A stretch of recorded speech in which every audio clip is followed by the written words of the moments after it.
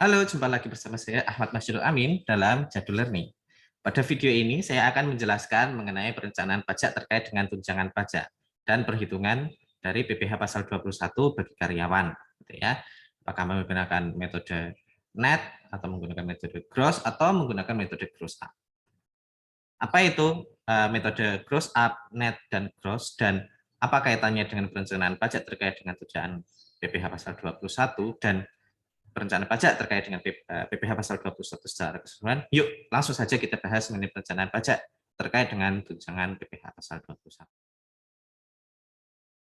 Nah, pertama-tama mungkin kita akan pahami terlebih dahulu ya bahwasanya PPh pasal 21 sebagai biaya pajak penghasilan sebenarnya bisa dinegosiasikan bebannya. Kita bisa menentukan apakah yang menanggung PPh pasal 21 ini pemberi kerjanya atau pekerjanya.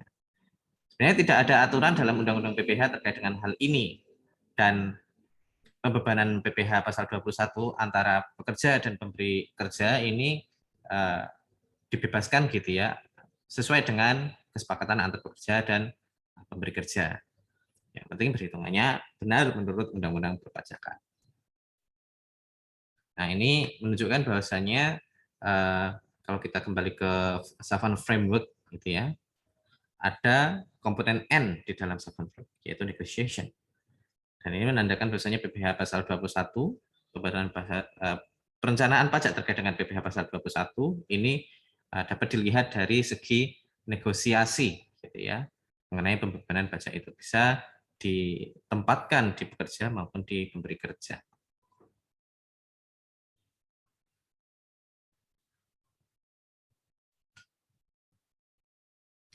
Nah, berkaitan dengan hal tersebut terkait dengan pembebanan PPh pasal 21 antara pekerja dan pemberi kerja, maka dikenal beberapa jenis metode perhitungan PPh pasal 21. Apabila PPh pasal 21 itu ditanggung oleh pekerja, maka pendekatan yang digunakan adalah metode gross. Metode gross ini berarti kita menghitung PPh pasal 21 dari gaji atau penghasilan yang diterima oleh pekerja, kemudian dihitung PPh pasal 21-nya, kemudian PPh pasal 21 yang terutang itu dipotong dari penghasilan yang kita bayarkan kepada si pekerja. Di sisi lain, PPh pasal 21 apabila ditanggung oleh pemberi kerja, maka ada dua pendekatan atau dua metode yang bisa diterapkan. Yang pertama adalah metode net dan yang kedua adalah metode gross up. Metode net ini apa? Perhitungannya hampir sama dengan metode gross, bedanya ketika tadi di metode gross, PPh pasal 21 yang kita perhitungkan itu kita potong atau kita kurangkan dari penghasilan yang kita berikan kepada pekerja. Namun di metode net, pekerja tetap menerima penghasilan secara utuh, dan PPh pasal 21 yang kita perhitungkan dari metode yang sama dengan yang metode gross tadi itu ditanggung oleh si pemberi kerja atau si perusahaannya. Nah, hal ini berbeda dengan metode gross up gitu ya, di mana pemberi kerja itu mengasumsikan bahwasanya gajinya itu sebenarnya lebih besar daripada yang sebenarnya diterima oleh si pekerja ini. Kemudian dari perhitungan PPh pasal 21 dari gaji yang diasumsikan lebih besar itu ditanggung oleh perusahaan, sedangkan pekerja itu akan menerima penghasilan seolah-olah tidak dikurangi oleh PPh pasal 21. Nah, mungkin agak pusing gitu ya untuk penjelasan dari masing-masing metode. Kita langsung saja nanti membahasnya lewat beberapa contoh. Misalnya ini Tuan Budi bekerja di PT Citra Sakti, memperoleh take home pay sebesar 6 miliar per tahun. Kalau kita menggunakan metode gross, maka perhitungan PPh pasal 21-nya ini adalah dari lapisan 1 sebesar 2.500.000, kemudian lapisan kedua 30 juta, lapisan ketiga 62.500.000, lapisan keempat 1.350.000.000, dan lapisan kelima yang dikenakan 35% itu ya 350 juta.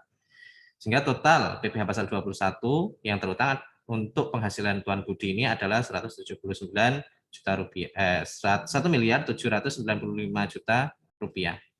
Dan ini ditanggung oleh Tuan Budi. Karena ditanggung oleh Tuan Budi gitu ya, maka penghasilan yang diterima Tuan Budi selama 1 tahun seharusnya adalah sebesar 6 miliar dikurangi 1.795.000.000, yaitu sebesar 4.205.000.000. Dan yang PPh pasal 21 ya sebesar 1.795.000.000 ini mungkin dibagi menjadi 12 agar ketemu PPh pasal 21 yang dipotong setiap bulannya. Nah, biaya remunerasi yang dibebankan secara fiskal oleh PT Citra Sakti dalam SPT PPh Badan PT Citra Sakti adalah sebesar 6 miliar. Nah, bagaimana dengan metode net? Kalau kita menerapkan metode net, sebenarnya hitung-hitungannya sama gitu ya.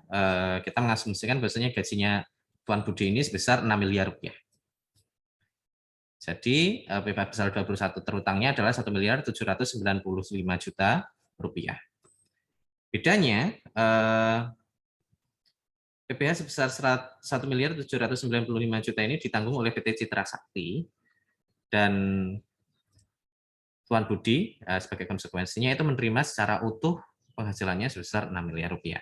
Dan biaya remunerasi dibebankan secara fiskal oleh PT Citra Sakti sebesar 6 miliar dikurangi 1.795.000.000, yakni sebesar 4.205.000.000 rupiah. Kenapa? Ya, karena yang 1.795.000.000 ini kan biaya PPh, dan PPh itu merupakan biaya yang tidak dapat dikurangkan dari penghasilan yang menjadi dasar pengenaan PPh wajib pajak badan, atau dianggap sebagai non-deductible expense. Nah, kemudian bagaimana dengan metode gross up? Ini agak panjang gitu ya. Kita memperhitungkan dulu PPh pasal 21 dari layer 1 sampai layer keempat dulu. Ya, diketahui bahasanya dari layer 1 sampai layer keempat sebesar 1.445.000.000 rupiah. Nah, ini ditambahkan dengan nilai X gitu ya, yang akan kita cari. Nah, X ini adalah 35% tarif marginal tertinggi dikalikan dengan nilai take home pay gross up yang sedang kita cari dikurangi dengan 5 miliar. 5 miliar ini adalah batas bawah dari penerapan tarif marginal sebesar 35%.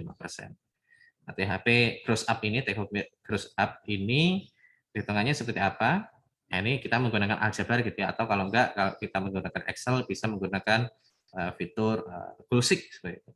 Nah, THP gross up-nya ini diperhitungkan dengan cara THP gross up dikurangi dengan 1.445.000.000 ditambah 35% dikalikan THP gross up dikurangi 5 miliar sama dengan 6 miliar rupiah. 6 miliar rupiah ini adalah nilai yang diterima oleh Tuan Budi secara utuh.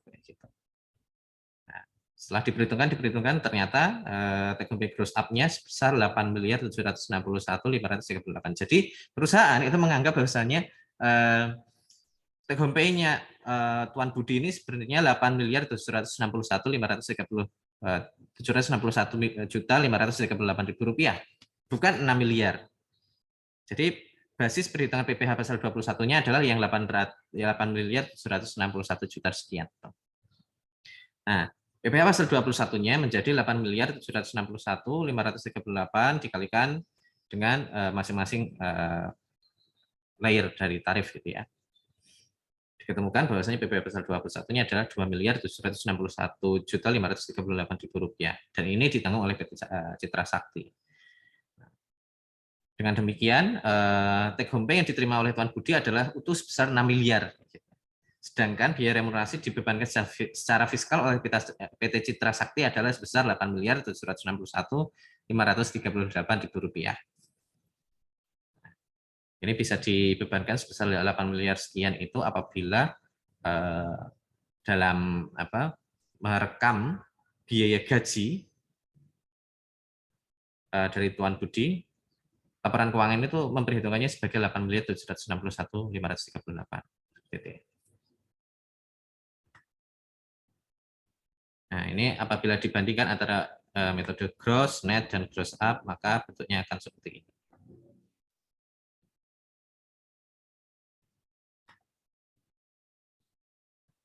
Kemudian apakah metode gross, metode net, dan metode gross up itu memberikan manfaat pajak, mana yang memberikan manfaat pajak yang lebih tinggi bagi kedua belah pihak. Nah, ini adalah semacam ilustrasinya. Dapat diketahui bahasanya karena ini PPh pasal 21 yang melibatkan tarif pajak marginal karyawan yang sangat tinggi di atas tarif PPh perusahaan gitu ya.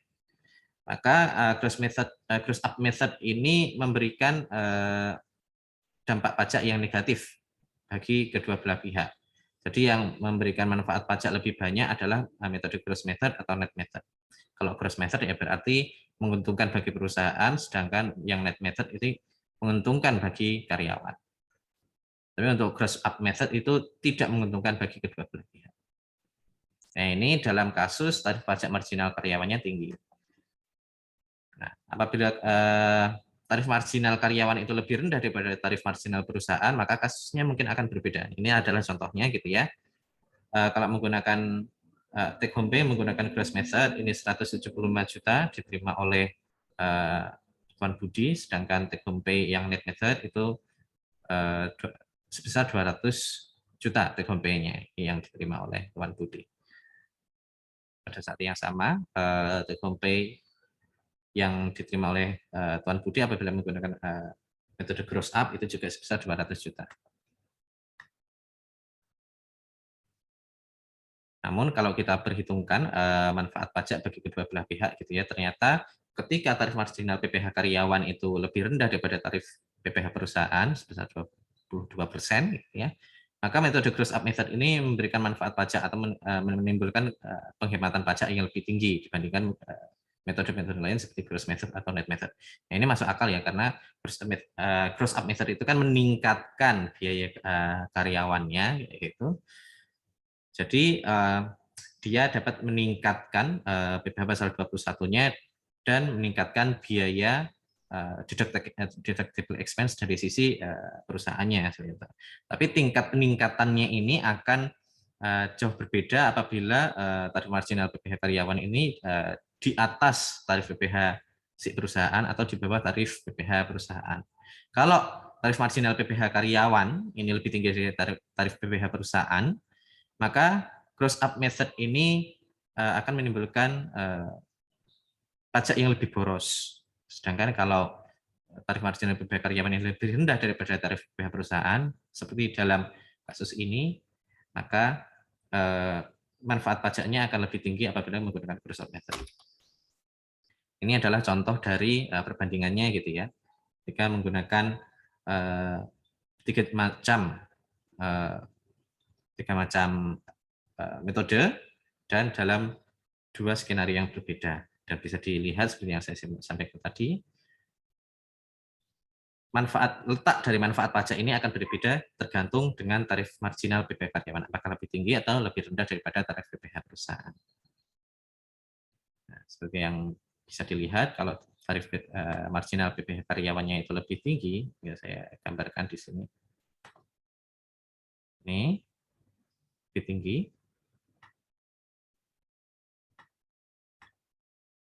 Daripada tarif PPh perusahaan, ternyata manfaat pajaknya gross up method ini lebih rendah atau lebih besar negatifnya daripada menggunakan net method atau menggunakan gross method. Tapi kalau tarif marginal PPh karyawannya itu lebih rendah daripada tarif PPh perusahaan, maka manfaat pajak gross up method ini lebih tinggi atau lebih menguntungkan dibandingkan menggunakan metode yang lainnya. Terima kasih sudah menonton video ini dan jangan lupa untuk cek video-video yang lainnya. Semoga video-video yang saya sampaikan ini bermanfaat buat kalian. Sampai jumpa di video berikutnya. Terima kasih.